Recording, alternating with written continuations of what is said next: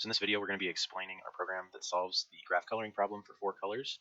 The 5 algorithms that we implemented are backtracking, backtracking with forward checking, backtracking with arc consistency, and then annealing and a genetic algorithm to solve this. So first, backtracking. Backtracking naively takes colors and assigns them to the nodes. We keep a stack of the order that we push colors to the graph so that we can pop them off when we find conflicts. When we do find a conflict in our graph, what we do is we check the next color in our graph for the node on the end of the stack, at the top of the stack, and then we assign it the next color in its domain, essentially. If we've tried every color in the domain, we're going to pop off that node from the stack and then try the next color of the node that's now at the top of the stack. So you can see here how it deals with conflicts. As it assigns the top rightmost node to teal, we notice that the node that's unassigned in this subsection of the graph doesn't have any colors that it can be because it has neighbors that are both blue, teal, dark green, and green. So it doesn't have anything to pick once the topmost node is chosen as teal. So what happens is after it tries every single color for that node, it will pop that node off the stack and try a different color for that rightmost node, and then sees that we have a valid configuration now.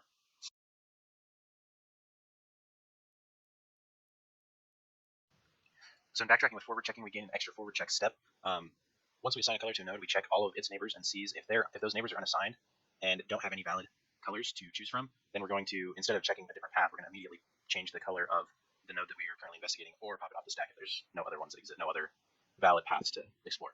So here we can see that instead of choosing teal and then trying the node in this subsection of the graph, we see that teal is not a valid color for the upper rightmost node, and we immediately change it to green because the node right below it can't be anything if that node is teal. So with arc consistency, we're going to show that now. What this does is it keeps track of the domain of all of the nodes in our case, and whenever one of our nodes doesn't have a domain, which means that there's no possible colors that it can take in this specific graph assignment, we're going to do our backtracking step and pop nodes off so that we can try a new configuration that node might have a valid color for. So here you can see we're in a little bit of a bind because as we assign this node to be green, which is the node next to it on the left doesn't have any valid configurations.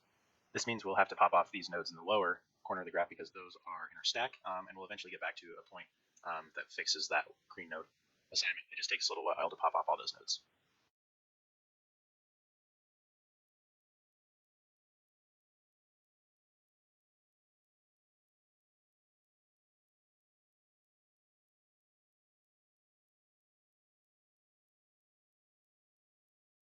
So now we're going to demonstrate our simulated annealing problem.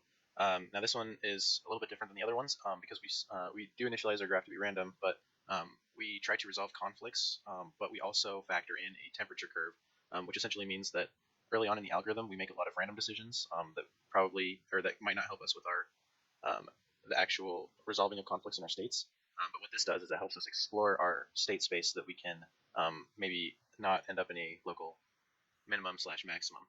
So we're just going to demonstrate this running. What's happening is we can see that as the temperature is really high, we're picking lots of random states. And what that's actually doing for us here is it's very quickly resolving the number of conflicts that we have. So we start with 279 conflicts, and then because our temperature is so high, we pick random nodes essentially at a high frequency so that we drop down to around 60-ish here. And then we notice that our temperature is starting to cool down because we're not seeing super great improvements in our graph, but it's trying to resolve the conflicts algorithmically. So here's the graph that it generated. This one is just an example, so we can see that right here there's several conflicts, but that's just because our schedule is a little bit lower. In our genetic algorithm, we are going to initialize the population randomly and then perform several operations, mutation, crossover, and then fitness selection in order to find a graph that satisfies our constraint problem. So in the output of our genetic algorithm, we're showing that every time we find a member that's the new best in our population, we're just printing out that generation and how many conflicts it has. And as you notice, we're trying to minimize the number of conflicts and eventually get that to go to 0.